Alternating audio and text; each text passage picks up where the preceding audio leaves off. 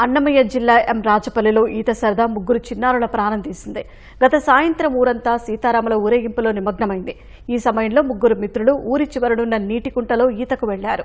పిల్లలు ఆలయం వద్దే ఉంటారని భావించిన కుటుంబ సభ్యులు సాయంత్రమైన ఇంటికి రాకపోవడంతో మైక్లో పేర్లు చెప్పించారు. అయినా ఆచూకీ తెలియలేదు.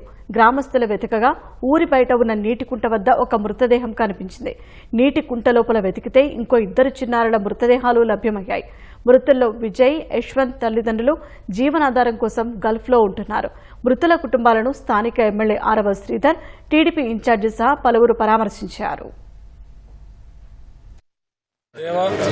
రాజా, యశ్వంత్ అనే ముగ్గురు పిల్లలు కూడా సాయంత్రం ఆడుకుంటూ ఊరు పక్కనే ఉన్నటువంటి నీటి గుంతల దగ్గరికి వెళ్లేసి ప్రమాదవశాత్తు అందులో పడి చనిపోవడం జరిగింది.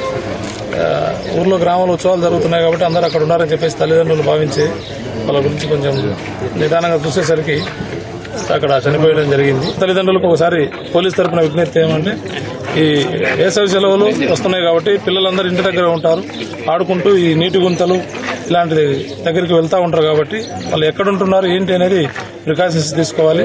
మరి చిన్న చిన్న నీటి గుంతల చుట్టూ కూడా కంప ఇవన్నీ వేయటం వల్ల కూడా కొంతవరకు మనం ప్రికాషన్స్ తీసుకోవచ్చు. కాబట్టి తల్లిదండ్రులకు ముఖ్యంగా చెప్పేది ఏమంటే, ఈ నీటి గుంతలు మరియు రోడ్డు ప్రమాదాలు కూడా ఇళ్లకు వచ్చి సెలవుల్లో వచ్చి బైక్లు వేసుకునేసి పోతా ఉంటారు. కాబట్టి బైక్లు ఇవ్వకుండా జాగ్రత్తగా ఉండాలని చెప్పేసి పోలీస్ తరఫున విజ్ఞప్తి చేస్తారు.